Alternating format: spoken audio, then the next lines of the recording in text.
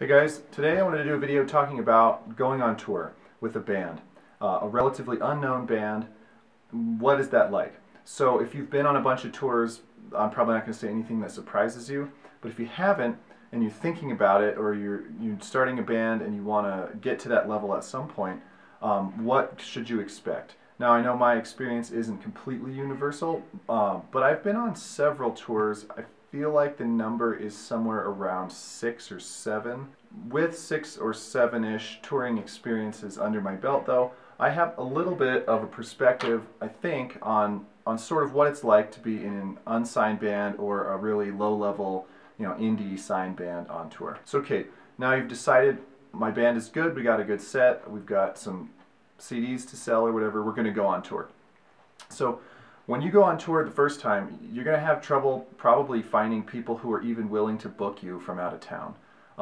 So how do you go about doing that? Well, that could be its own video, but depending on where you're going and where you're touring to, it may take you sometimes 20 or 30 emails in one city to get one person to say, yes, you can play here. So that's where you're coming from. You don't really have a lot of pull, then you're kind of stuck. So when you get that one yes, you kind of just have to agree to whatever that person wants to do. You can't really negotiate. So that's why a lot of the time bands kind of get screwed from out of town a little bit, is because you don't have any room to talk. All right, but moving on. Say you got your tour booked. You're out there on the road. You got in your trailer, or you got in your van with your trailer, and you got all your gear packed, and you go out. Well, what you can expect to do is a whole lot of nothing. Basically, you're going to sit in a van and you're going to drive. Now, if you're in a densely populated area like the East Coast or the West Coast of America, you don't have to drive very far to get to another major city. Most major cities on the East Coast are 2 to 4 hours apart. So that makes it a lot less irritating, essentially. But in the middle of the country, basically anywhere off the coasts, you're looking at 6 to 8 hours between cities. So there's a lot of downtime. And if you try to go from one coast to the other, of course you're going to encounter that horrible middle section. So I've always toured out of Denver, which is awful because you can go to Nebraska, you can go to Kansas, you can go to Oklahoma, go to Utah, go to New Mexico. All of those places are, 6 to 10 hours away. So you're looking at a lot of downtime. That's the reality of touring. Okay, the upside of this is you only have one thing to do on any given day, and that's to get to where you're going, unload your stuff, play your show, load your stuff up, and leave, right? You don't have usually a lot of auxiliary tasks to take care of. So you can sort of get into a rhythm of, all right, we're going to wake up, we're going to drive, we're going to do our thing, and then we're going to go to bed, and then we're going to repeat the process every day. So it's very predictable from a sort of task standpoint. Okay? On tour, there's one thing. It's like a super laser focus every day. So in that way, it's sort of nice because it's not very surprising. You're just like, hey, where are we going today? Okay, no matter where it is, it's going to be sort of the same. Now, of course, when you're touring, if you've played shows, you know how shows go, right? But you're going to get to the venue typically before any other band does. If you're the touring act that night, you're going to be there basically when the place opens, best case, unless you're running late. And you're going to have to spend a lot of time there. So usually once you get a good parking spot, you don't want to drive anywhere. So you're stuck, in the radius of what you can walk to from the venue. Sometimes that's somewhere really cool and you can go get something to eat and hang out. Sometimes you're in the middle of nowhere and you just sit in the venue. Sometimes you sit in the venue for hours because you might get there at 6 p.m., doors are at 8 p.m., you don't go on until 10 p.m., so you've just been sitting there from 6 to 10 in the venue.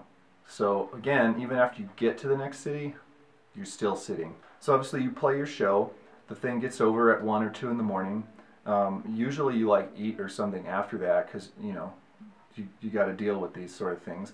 You find a hotel or you crash with someone or whatever. Worst case, sometimes you have to drive a little bit of the drive to get it out of the way. But then you go to bed and it's 3, 4, 5 in the morning. So basically it's like you're on a graveyard shift.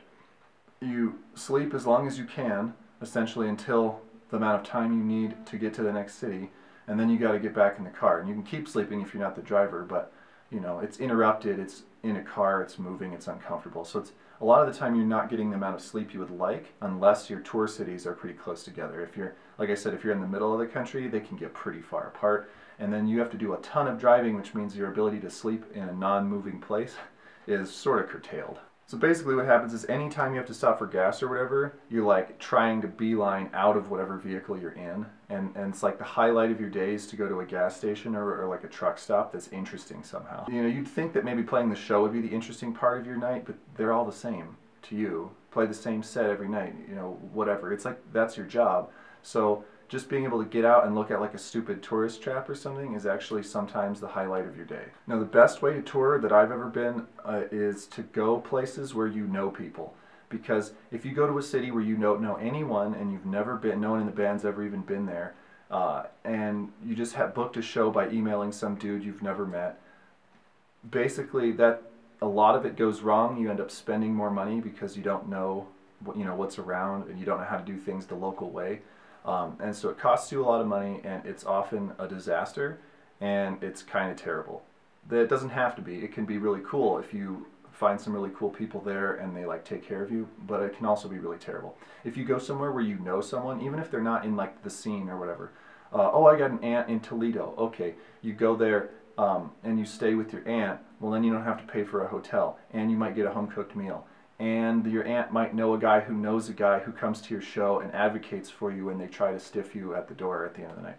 You know, so it's always better to go somewhere where you know people, and then the more you tour, even if you didn't know somebody the first time you went to a city, if you go back, then you know somebody from the last time, and everything gets better basically the more times you've been to the city or the more people you know there. Okay, so if you're like touring and you're not well known, you know, you're sort of an underground band, the best case scenario that I've ever experienced is you make more from merch sales and the door than you spent on gas and food that day. It doesn't have to be much more. Usually it's not much more, but if you actually went positive every day, that's a good tour. And then if nobody gets in a fight on the tour and you don't get any car accidents and you don't have any gear stolen, that's a good tour. You come back with maybe a couple $100 more than you started with, and you're all still friends. That was a successful tour. Now on the other hand, the worst tour I've ever been on, I quit in the middle and flew home because it was just a terrible, terrible experience. People got in fights in the band. We got stiffed at the door for clubs. Shows got canceled. People got sick. You know, basically the worst of everything. We had car trouble. Just if you can imagine it going wrong, short of someone dying, it went wrong. And so that's the worst case. And then you're going to have a tour like that if you're in the music industry. You can't expect not to. So most tours are going to be in the middle ground somewhere, where like you're all going to be friends and no one's going to get hurt and your car's going to run the whole tour. But on the other hand, you might not make any money, and you might have a bunch of shows canceled, and you might end up just driving around the country for no reason and coming home and being like, that was the dumbest vacation I ever took. You know, that's not a terrible tour, right? Your band didn't break up over it or whatever, but it's not a good tour, and that's probably an average tour. So of the tours I've been on a really horrible one. I've been on probably 4 or 5 average, you know, middle of the road ones, and I've been on 1 or 2 like, hey, this was a pretty good tour, you know. So that's sort of the percentage you can expect. What people don't tell you about is when you get back.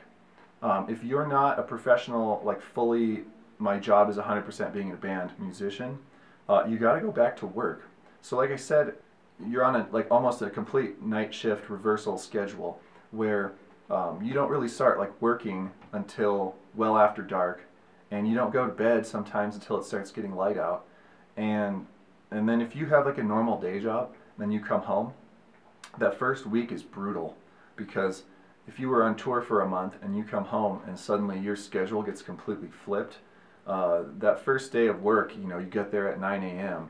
and it's like torture, right? Unless you have several days to reacclimate. But, you know, pretty much every tour I've ever been on, I get home and I got to go to work like the next day. So it's brutal. No matter what you do, unless it's really cool, you're like, well, somehow this is not as fun as playing music every night, which I think we could all agree that's most jobs, right? So you're just sitting there for the next probably 2 weeks going like, why am I doing this? You know, you're back to reality, the real world, and it's terrible. So you have like this long like sort of reacclimation period to society where you're just like, why am I here? When can I go on tour again? You know, unless you just really hate touring, which some people do. So I don't want to make this sound too dramatic, but it's a little bit like getting out of the military. And now I'm not comparing, you know, I don't want to get any hate, but like I'm not comparing being a musician to being in the military. Like it's not similar at all. Except in like the one regard, like if you come back from a tour of duty in the military, you know, you don't really like fit into society. You know, a lot of guys have that, even if they don't have PTSD. They just feel like being in the civilian world is not the same as it was being in the military.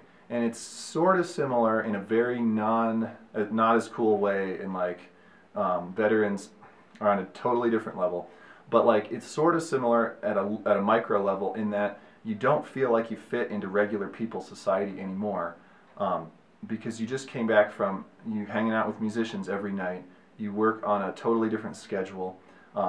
You're traveling around like a nomad, and then you suddenly come back to a sedentary lifestyle of like, I'm here every day doing the same thing in the same place with the same people.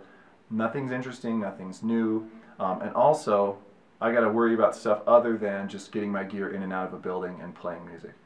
On the other hand, though, when you are on the road, you know, a lot of the time you can get homesick, or you know, you miss people who you normally see that you haven't seen for a couple of weeks. So it's not always 100% fun being there. And then if you have the crash of coming home and it's, you know, it's not 100% fun being home because you miss the road.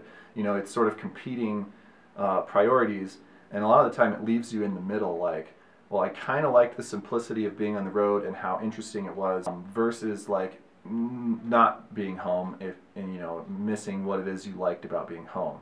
If touring doesn't make you any money, usually, and sometimes it can be horrible, and you have this weird crash afterward, but you're kind of homesick while you're out there, like, why would you continue to go?